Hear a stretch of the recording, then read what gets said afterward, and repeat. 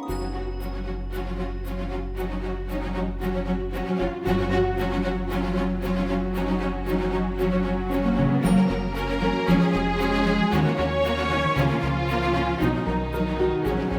and welcome back to Life Tools.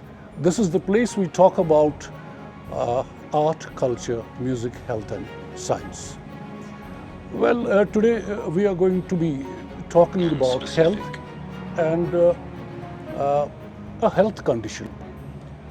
Or this is the time we are in deep pain, anguish, hopelessness and an element of doubt whether we will be able to get back to work, to go back on our legs, and we want that reassurance. And this is the thing. और ये ऐसा वक्त होता है कि जब हमें तलाश होती है एक ऐसे तबीब की, एक ऐसे डॉक्टर की जो हमें रीअश्योरेंस दे और शायद हमारा इलाज भी करे। तो आज लाइफ टूल्स में हमारा बहुत ही ख़ास मेहमान है, मेहमान डॉक्टर मुझे कहना चाहिए, इनफैक्ट जिन्होंने कश्मीर के तूल अर्ज़ से हज़ारों पेशेंटों को, जिसमें बच्चे आते हैं, जवान आते हैं, हमारी बहनें आती हैं, हमारे बुज़ुर्ग आते हैं, उनको ठीक किया है। तो ये किसी तारुफ के मोहताज नहीं है। हमारे साथ इस वक्त हमने मदऊ किया है डॉक्टर तारिक तंबू साहब को, जो स्पेशलिस्ट हैं पेन मैनेजमेंट। तो डॉक्टर साहब आपका खैर मकदम है हमारी चैनल में। तो सबसे पहले मैं ये जानना चाहूँगा कि ये जो पेन मैनेजमेंट है, how it is different from the other treatments या जो बाकी डॉक्टर साहिबान ये करते हैं, इलाज करते हैं, ये उससे कैसे डिफरेंट है? सर साहब, I first thank you to invite me for your channel. शुक्रिया आपका। जी जी। तो ये जो आपने क्वेश्चन पूछा, ये मेरे ख्याल से बहुत ही ज़रूरी है लोगों के लिए जानना, क्योंकि इसकी नॉलेज इवन डॉक्टर्स के पास भी बहुत लिमिटेड है। जी। ये इतना नया सब्जेक्ट है पेन मेडिसिन। हम पेन मैनेजमेंट इसको नहीं कहते, हम इसको बोलते हैं interventional pain medicine. Right sir. तो ये एक सुपर स्पेशलिटी और सब स्पेशलिटी है एनेस्थीसियोलॉजी की। जी। देखिए, पहले आपके पास होता था एक रेडियोलॉजिस्ट, राइट। उसका काम होता था एक्सरे और एमआरआई। जी। ठीक है। तो अब एक उनकी सुपर स्पेशलिटी आ गई, उसको बोलते हैं इंटरवेंशनल रेडियोलॉजी। ओके। इसी तरह एक और सब्जेक्ट है न्यूरोलॉजी, न्यूरोलॉजिस्ट। जी। उसमें एक सुपर स्पेशलिटी आ गई इंटरवेंशनल न्यूरोलॉजी। राइट। इसी तरह एनेस्थीसिया में एक स्पेशलिटी आ गई, जिसमें हम डिफरेंटली फेलोशिप करते हैं, उसको बोलते हैं इंटरवेंशनल एनेस्थीसियोलॉजी। ओके। तो इंटरवेंशनल एनेस्थीसियोलॉजी को इंटरनेशनली नाम पड़ा एज पेन मेडिसिन। राइट। तो इंटरवेंशनल रेडियोलॉजिस्ट और न्यूरोलॉजिस्ट जो है, आजकल वो ब्रेन में स्टेंट वो ही डालते हैं। अच्छा। जो पहले खाली रिपोर्टिंग करता था एमआरआई की और एक्सरे की, अब ये थोड़ा बहुत लोगों को नहीं पता कि ब्रेन में किडनी का आर्टरी स्टेनोज हो, जी, स्टेनोसिस हो, या कुछ भी स्पाइनल कॉर्ड का जो वेसल है, जो ब्लड वेसल है, उसमें मैल फॉर्मेशन हो, जी, तो उसमें कॉइलिंग इंटरवेंशनल रेडियोलॉजिस्ट या इंटरवेंशनल नेफ्रोलॉजिस्ट करता है। जी। उसमें वो कॉइलिंग अब न्यूरोसर्जन नहीं कर पाता। उसको उसकी उसको वो कॉइलिंग करने के लिए फिर से पढ़ना पड़ेगा 4-5 साल के लिए। ओके। तो इसी तरह अभी जो पेन मेडिसिन का आपने बोल दिया, ये जी, इसमें जो बेसिक क्वालिफिकेशन है वो न्यूरोलॉजी भी हो सकती है, वो मेडिसिन भी हो सकती है, लेकिन preferred are anesthesiologist from anesthesia background. जी। तो ये डॉक्टर साहब, ये तो इंटरवेंशन की बात है, जहाँ मतलब स्टेंट्स डालने हैं या ऐसा कुछ करना है, लेकिन जहाँ पेन ट्रीट आप करना चाहते हो, तो वहाँ क्या रोल पड़ता है आपका? देखिए, मैं आपसे ये कहना चाहता हूँ कि बेसिकली ये जो पेन मेडिसिन है, जी, ये खाली पेन मेडिसिन नहीं है, ये anesthesiologist means interventional pain medicine. Okay. जी। इंटरवेंशन मीन्स हम जाके सोर्स के पास जाके वहाँ पे इसको पेन को ट्रीट करते हैं। जी। न्यूरोलॉजी मीन्स वो दवाइयाँ देगी। जी इंटरवेंशनल न्यूरोलॉजिस्ट स्टंट्स और ये आपका क्लॉगिंग रिमूव करते हैं। नहीं वो आपका ना वो वेसल कहीं पर हो एन्यूरिज्म गई। हो या कुछ हो उसको ब्लॉक करते हैं। जी जी इंटरवेंशनल रेडियोलॉजिस्ट भी वही करता है, जी लेकिन हमारा काम है टू डील विद पेन। जी तो इसमें लास्ट टाइम मैंने कहा था वो क्योंकि वो बहुत सारे लोगों को समझ नहीं आया था, मैंने वो इंग्लिश में कहा था। जी जी तो इसका जो पेन जो अब डेफिनेशन है पेन का, जी। वो बेसिकली अब पेन को फिफ्थ वाइटल साइन माना जाता है। जी pain is a fifth vital sign. जब आप जी। डॉक्टर के पास जाते हैं वो आपका ब्लड प्रेशर चेक करते हैं, रेस्पिरेशन चेक करते हैं, जी। आपका बाकी वाइटल्स चेक करते हैं, टेम्परेचर चेक करते हैं, लेकिन अभी इसको डॉक्टर को मैंडेटरी आपका पेन भी पूछना है। जी it has become an fifth vital sign. जी तो इस रिगार्डिंग पेन में भी बहुत सारे टाइप्स हैं।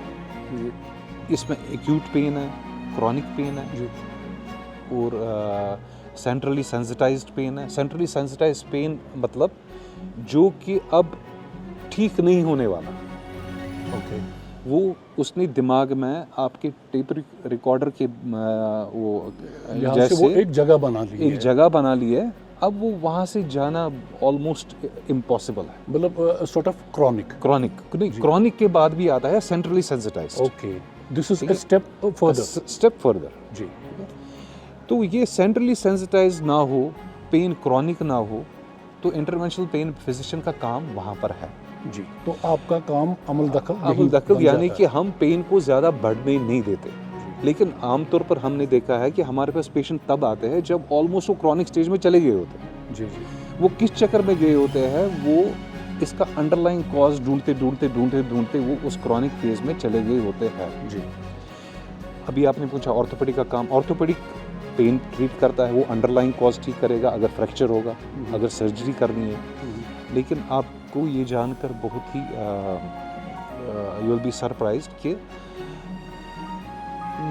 90 to 95% ऑफ टाइम, जी 90% टाइम, 95% टाइम जो भी पेन हम इस टाइम बैक पेन की ही ज़्यादा बात करते जी हैं। जी जी बैक पेन की कर बैक पेन करते थे क्योंकि हम as an interventional pain physician हम सारे पेन को डील करते हैं। जी चाहे वो न्यूरोपैथिक हो, चाहे वो मस्कुलोस्केलेटल हो। जी सर। तो जब हम बैक पेन की बात करते हैं 90 to 90% ऑफ टाइम ये जो पेशेंट का पेन होता है वो नॉन स्पेसिफिक होता है। जी वो नॉन स्पेसिफिक का मतलब क्या है कि उसका अंडरलाइंग कॉज नहीं होता है। मतलब यानी ऐसे कि समझ नहीं आता। अंडरलाइंग कॉज होता ही नहीं है। यानी कि कुछ वो मैं जी अंदर दर्द को ठीक कर लूँगा, मैं जी इलाज करूँगा, ऐसा कुछ नहीं होता है। जी हाँ? तो ये अंडरलाइंग कॉज ढूंढते ढूंढते ढूंढते ढूंढते ये बेचारा क्रॉनिक स्टेज में पहुंच जाता है। जी ये जो बैक पेन है इसमें खाली डिस्क नहीं होता है, ये एक बहुत बड़ा मिसकंसेप्शन है। जी ये एक मिसकंसेप्शन हम आज दूर करेंगे। ये जो बैक पेन है इसमें डिस्क एक कंट्रीब्यूटर है पेन का। जी जी इसमें बहुत सारी चीज़ें हैं। इसमें डॉक्टर साहब यही मैं थोड़ा इंटरफेयर करना हाँ। चाहूँगा आपको कि ये जो मतलब एक नॉर्मल एक अजीब चीज़ होती है। हाँ। मतलब कश्मीरी में भी कुछ लोग बोलते हैं मैच डिस्क गुम। तो एक आम आदमी को पता नहीं हो सकता है, बहुत सारों को तो पता है आज के दिन में कि डिस्क क्या चीज़ होती है। तो ये डिस्क जब हम बोलते हैं कि डिस्क ऊँची हो गया है उसको, या कोई बोलता है मुझे डिस्क बोला है डॉक्टर ने, तो ये डिस्क होता क्या है असली? देखो डिस्क एक शॉक एब्जॉर्बर है। जी जैसे गाड़ी का शॉक एब्जॉर्बर है वैसे इंसान का भी शॉक एब्जॉर्बर डिस्क है। जी जी इसमें एनुलस होता है, कवर होता है। जी कवर के अंदर एक न्यूक्लियस होता है, पानी होता है, जी फ्लूइड होता है, जो कि शॉक एब्जॉर्बर का काम करती है। ठीक जब ये रप्चर और डिजरेट होती है तो उससे क्या होता है, वो इसमें केमिकल निकल के आपके नर्व को टच करता है। वो टांग वाली नर्व को टच करे तो सियाटिका बोलते हैं उसको। जी ठीक है, वो टच ना करे, उसमें नर्व रूट्स अंदर चले जाए तो क्रॉनिक बैक पेन हो सकता है। उससे बैक पेन, उसको हम डिस्कोजेनिक पेन बोलते हैं। जी तो लेकिन ये एक फैक्टर है आपके बैक पेन का। डिस्क का होना, डिस्क का होना प्रोलैप्स होना एक फैक्टर फैक्टर है जी। है, क्योंकि अगर हम 4 लोग एमआरआई करें, 4 में से एक को तो एमआरआई डिस्क प्रोलैप्स दिखाएगा ही दिखाएगा, ओह यानी कि उसको पता भी नहीं होगा। और ये ज़रूरी नहीं है कि एमआरआई जी। उसको ज़रूरत पड़े एमआरआई करने जी, की, जी। क्योंकि ये डिस्क ऐसा एटम बम नहीं है जो कि एक्सप्लोड होने वाला है। जी ये है आपका डिजनरेट हो गया है विद एज या विद, इसको टाइम खुद ही ठीक करेगा। जी इसको 6 महीने में, 7 महीने में, 1 साल में इसको ठीक होना है। इसको बोलते हैं natural absorption of the disc. Okay. वो बॉडी उसको इन्फ्लेमेटरी मार्कर जो होती है वो खुद ही एब्जॉर्ब करती है। और डॉक्टर साहब ये एक चीज़ है, मैं यहाँ आपको इंटरप्ट करूँगा कि जब किसी का डिस्क प्रोलैप्स होता है तो बोलते हैं कि जी जो डिस्क में फ्लूइड होती है वो बाहर आती है, तो वो आपकी जो हाईवे ऑफ नर्व्स जो है ऊपर से जो आती हैं उनको प्रेस करता है, तो उसमें डिस्क ये नर्व कंप्रेशन हो जाती है, किसी का फुट ड्रॉप हो जाता है, तो उस केस में आप जहाँ ये बोलते हैं कि खुद हीलिंग होती है। मैं वो सब्जेक्ट को टच करने वाला ओके था। ओके। ये तो उस केस में क्या किया जा मैं सकता है? बताता हूँ। देखिए 90% जो केसेस होते हैं सियाटिका के, 85 to 90% जी वो ऑटोमेटिकली खुद ठीक होना है। जी और जब तक वो ठीक नहीं होते, यानी कि सपोज 6 महीने लगा, 1 साल लगा, 1.5 साल लगा, 2 साल लगा, उसमें हम क्या करते हैं, उसकी लाइफ हम कंफर्टेबल बनाते हैं। ओके। हम रूट ब्लॉक्स देके, फोरामेनल ब्लॉक्स देके हम दवाई डायरेक्टली उस नर्व कॉम्प्रेशन के पास डालते हैं जी इन्फ्लेमेशन ख़त्म करने के लिए। जी ठीक है। आजकल जो लैंसेट स्टडीज़ नई वाली निकली है, जी उनमें क्लियरली मेंशन है जो ये रूट ब्लॉक्स है, ये एक सिग्निफिकेंट नंबर ऑफ पेशेंट्स को ऑपरेशन से बचाती है। अच्छा, तो हाँ, मतलब देयर इज अ क्योंकि रे कैसे- of hope, Yes. There is a ray of hope. Yes, क्यों बचाती है? क्योंकि 90% टाइम से पेन ही है जो पेशेंट को ऑपरेशन के टेबल तक ले जाती है। ले जाती, बिल्कुल बिल्कुल। ठीक है। जी अब एमआरआई ने डिस्क दिखा ली, जी ठीक है, तो कुछ पेशेंट्स ऐसे होते हैं जिनको प्रोग्रेसिव न्यूरोलॉजिकल डेफिसिट होना शुरू होता है, जी वो हम आइडेंटिफाई करते हैं, उनको बोलते हैं रेड फ्लैग साइंस। ओके। यानी कि nervous system sciatica foot drop होने वाला है। जी हाँ, ये पता नहीं चलता है, ये हम देखते हैं रिफ्लेक्सेस कमज़ोर है, होने वाला है, पेशाब का रिफ्लेक्स कम हो रहा है, जी ओके, और सेंसेशन पेरिनियम की कम हो रही है। Perineum means this area Okay. Of lower abdomen and buttocks, वो उसकी सेंसेशन कम हो रही है। उस केस में सर्जरी मैंडेटरी है, वेट नहीं करना चाहिए। अच्छा, वेट नहीं करना। हाँ, उस सिनेरियो में। अच्छा लेकिन आपको शायद ये पता नहीं होगा कि वो सिनेरियो खाली 1% पेशेंट में होता है। ओके। अब मैंने पिछले इंटरव्यू में कहा था कि वो 1% पेशेंट को ढूंढने के लिए आप 99% पेशेंट को हॉस्टेज नहीं रख सकते। यानी कि किसी ने एमआरआई करके उसको डिस्क दिखाया, बिल्कुल। उसके आप दिमाग में ये नहीं रख सकते कि डिस्क है, आपको लेटना है, आपको रेस्ट करना है, आपकी सर्जरी है, ऐसा नहीं होता। जी खाली 1% पेशेंट जी को सर्जरी की रिक्वायरमेंट पड़ती है as per the literature. Okay okay. और जो बाकी पेन वाले पेशेंट हैं, जी स्टडी कहती है अगर उन्होंने सर्जरी ऑप्ट कर ली जी और बाकी 2 पेशेंटों ने सर्जरी और ऑप्ट नहीं नहीं की। ओके, वो हमारे पास आए प्रेन या खुद ही मेडिकेशन पर है। 2 साल के बाद ये 2 पेशेंट जिन्होंने पेन के लिए सर्जरी की और जिन्होंने पेन के लिए सर्जरी नहीं की, ये दोनों सेम, ओके, इनका आउटकम दोनों सेम है। सेम है। इस टाइम मैं आपको समझाना चाहता हूँ कि there is nothing like cure. Cure बहुत कम चीज़ों में है। जी हाँ, focus is on treatment. Okay. हाँ, do you mean means what do you mean say is pain management का? मैं बोलता हूँ, जी जी जब हमारे पास पेशेंट आता है जी वो आसपास सुन के आता है, मैं अतिगैसी वहाँ पर क्या होगा, ये दर्द बंद होगा 4 महीने के लिए, 5 महीने के लिए, 6 महीने के लिए। आप ये चीज़ ब्लड प्रेशर के लिए क्यों नहीं कहते हो? जी ब्लड प्रेशर का कोई क्योर नहीं है, जी। दवाई तो खानी पड़ेगी ना डेली, यस, थायराइड के लिए, डायबिटीज़ के लिए। जी so it is a chronic disease management. जी। So this is pain is a chronic disease. Okay so we are here to make your life comfortable, क्योंकि ये पेन में बहुत सारे ऐसे कम चीज़ें हैं जिनका कंप्लीट क्योर है। जी इवन आफ्टर सर्जरी आप क्योर नहीं होते हो, आप वो ट्रीट होता है, आपका डिस्क कहाँ ठीक होने वाला है जी, वो तो ठीक नहीं होगा ना, वो तो नहीं ठीक नहीं होता। दांत खराब हो गया है वो ठीक नहीं होगा, इरिवर्सिबल है। तो डॉक्टर साहब आपका मतलब ये है कि मतलब आपके ज़ुमरे में, आपके प्रीव्यू में या आपके डोमेन में ऐसा ट्रीटमेंट है कि अगर सर्जरी ना भी करें तब भी आपके पास ट्रीटमेंट है? नहीं, वो खाली हमारे पास नहीं है ट्रीटमेंट। मैं आपको इस टाइम एक गलतफहमी से निकालना चाहता हूँ जी जी कि 90% 80 to 85% पेशेंट्स को डिस्क होकर भी ऑपरेशन की ज़रूरत नहीं पड़ेगी, चाहे वो हमारे पास आए या ना आए। जी जी ओके, हमारे पास आके ये होगा कि उनकी क्वालिटी ऑफ लाइफ बेटर रहेगी जी तब तक जब तक उनको ऑटोमेटिकली ये डिस्क एब्जॉर्प्शन नहीं होगी, जो कि बॉडी खुद ही कर लेती है। अब एक पेशेंट जो होता है तो यूजुअली हमने देखा है यहाँ डॉक्टर्स की तो पॉपुलेशन काफ़ी है, ऐसी बात नहीं है, ऑर्थोपेडिशियंस भी हैं और उसके अलावा न्यूरोफिजिशियंस भी हैं। आपका जो फील्ड है ये नया फील्ड है और शायद आप इसमें काफ़ी लीडिंग है आजकल।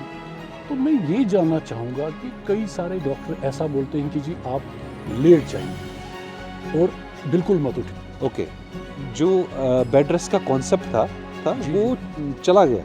जी जी ये अभी एग्जिस्ट नहीं करता है बेड रेस्ट, जी ज़्यादा खराबी कर सकता है। जी आपकी जो बैक मसल्स है, जी आपके जो बाइफिडस मसल्स है, स्मॉल बैक मसल्स है, छोटे छोटे बैक मसल्स है, जी उनमें वीकनेस आ जाएगी जी और जब बेड रेस्ट करके आप उठ भी नहीं पाओगे बेड से। जी लेकिन इसमें भी कुछ एक्सेप्शन है।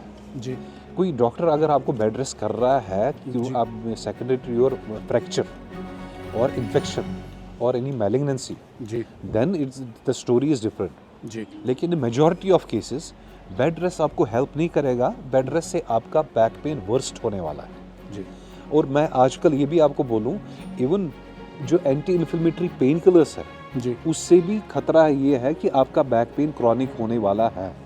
अच्छा, दवाई खाने से भी? हाँ हाँ, क्रॉनिक होने वाला है, क्योंकि वो क्या करता है, वो जो हीलिंग मीडिएटर्स है बॉडी में, जी हीलिंग मीडिएटर्स जैसे न्यूट्रोफिल्स है, बहुत सारी ऐसी चीज़ें हैं जो कि हीलिंग के लिए नेचुरली डिस्क के पास दौड़ते हैं जी या इन्फ्लेमेशन के पास दौड़ते हैं। खाली बैक पेन डिस्क से नहीं होता, जी बैक पेन बहुत सारी चीज़ों से होता है। जी ये तो हम इंडिया में और किसी कश्मीर में ये दिमाग में रहा है कि डिस्क से बैक पेन होता है। डिस्क एक वजह है बैक पेन की, जी वहाँ तो 100 से ज़्यादा कारण है बैक जी पेन। जी जी सो ये जो एंटी इन्फ्लेमेटरी मेडिकेशन है, अभी नई रिसर्च ये है, अगर हम एकदम से एंटी इन्फ्लेमेटरी मेडिकेशन जैसे कि आइबुप्रोफेन है, एनसेआईडीज जी है, डिक्लोफेनेक्स है, तो ये दवाई खाने से आप अपना बैक पेन का ड्यूरेशन, हीलिंग ड्यूरेशन बढ़ा रहे हो। जी जैसे आपका जुकाम है, वायरल इन्फेक्शन है, वो 7-8 दिन में ठीक होने वाला है, 2 हफ्तों में ठीक होने वाला है, ऐसे ही आपका बैक पेन भी 2 हफ्तों में ठीक होने वाला है। जी।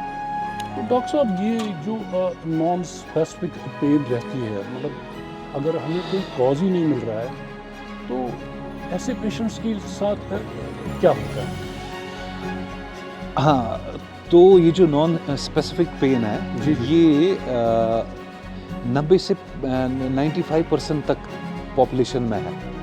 ओह, जब हम बैक पेन की बात करें तो 90 to 95 जी जी परसेंट जी लोगों में जब वो बैक पेन लेकर आते जी। हैं तो वो नॉन स्पेसिफिक ही होती जी। है, यानी कि अंडरलाइंग कॉज नहीं होता है। जी अभी प्रॉब्लम क्या है? प्रॉब्लम ये है कि यही पेशेंट में सबसे ज़्यादा प्रॉब्लम होती है, जी क्योंकि अंडरलाइंग कॉज तो है नहीं, जी ये मार्केट में निकले हैं ट्रीट कराने, जी फिर रहे हैं डॉक्टर टू डॉक्टर, अंदर तो कुछ है नहीं। जी तो इन पेशेंट को एमआरआई भी होता है, सीटी स्कैन भी होता है, एक्सरे भी होता है। जी तो कोई पेशेंट को अनलकी हम उसको बोले, जी। बदकिस्मती से, ओह, तो एमआरआई ने डिस्क दिखाई, जी जी तो एमआरआई तो ऐसे भी मेरी भी डिस्क दिखाएगा, आपकी भी डिस्क दिखाएगा, जी जी ठीक है।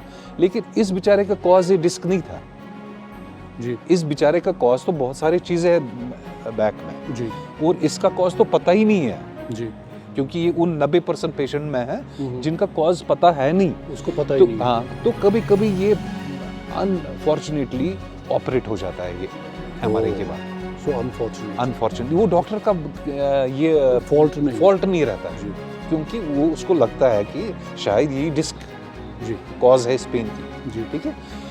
तो ये जब ऑपरेट होके इसको फ़र्क नहीं आने वाली, जी तो ये हमारी सोसाइटी में एक्यूमुलेट होकर ऐसे पेशेंट्स को बोलते हैं फील्ड बैक सर्जरी सिंड्रोम। जी तो यही पेशेंट बाद में फैलाते रहते हैं जी ऑपरेशन नहीं कराना, ये नहीं कराना। ये अच्छा। एक्चुअली ये इनको ये राइट कैंडिडेट्स नहीं थे ऑपरेशन के लिए, सर्जरी के लिए। जी तो वहाँ पर हमारा रोल आता है एज अ पेन फिजिशियन।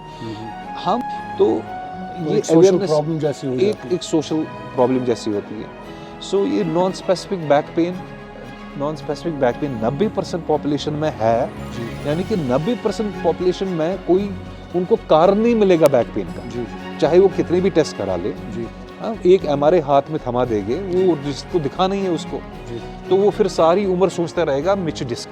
जी ये आपके पहले वाले सवाल का जवाब। जी जी एक्चुअली वो डिस्क से प्रॉब्लम नहीं है, उसको जी। डिस्क निकाल दो, वो बैक पेन वहीं रहने वाला है। जी जी ठीक है, उसका बैक पेन ठीक है। कभी किसी का फैमिली स्ट्रेस होता है, किसी का फाइनेंशियल स्ट्रेस होता है, जी। बहुत सारे स्ट्रेस होते हैं, तो आदमी इम्यून नहीं हो। तो डॉक्टर साहब स्ट्रेस का क्या अमल दखल है बैक पेन में? बहुत ज़्यादा, जी बहुत ज़्यादा, क्योंकि ये जो स्ट्रेस है जी ये मैनिफेस्ट करता है एज पेन। जी ठीक है, जिसको हम कभी कभी साइकोजेनिक पेन भी कहते हैं। जी आप जब उनको कोप करने की, कोई आदमी तो पैदाइशी वो स्ट्रेस भी स्ट्रेस रहता नहीं है, रहता है। ठीक है, उनमें तो कोई प्रॉब्लम नहीं रहेगी। जी कोई हाँ बिल्कुल स्ट्रेस लेता नहीं है लेता और नहीं कोई बॉर्न ही स्ट्रेसफुल होता है। कोई बॉर्न नहीं, उनको जेनेटिकली उनका जो घर का पहले ग्रोन अप माहौल है जी उसमें उनको स्ट्रेस बेयर करने की वो ट्रेनिंग नहीं देते हैं माँ बाप।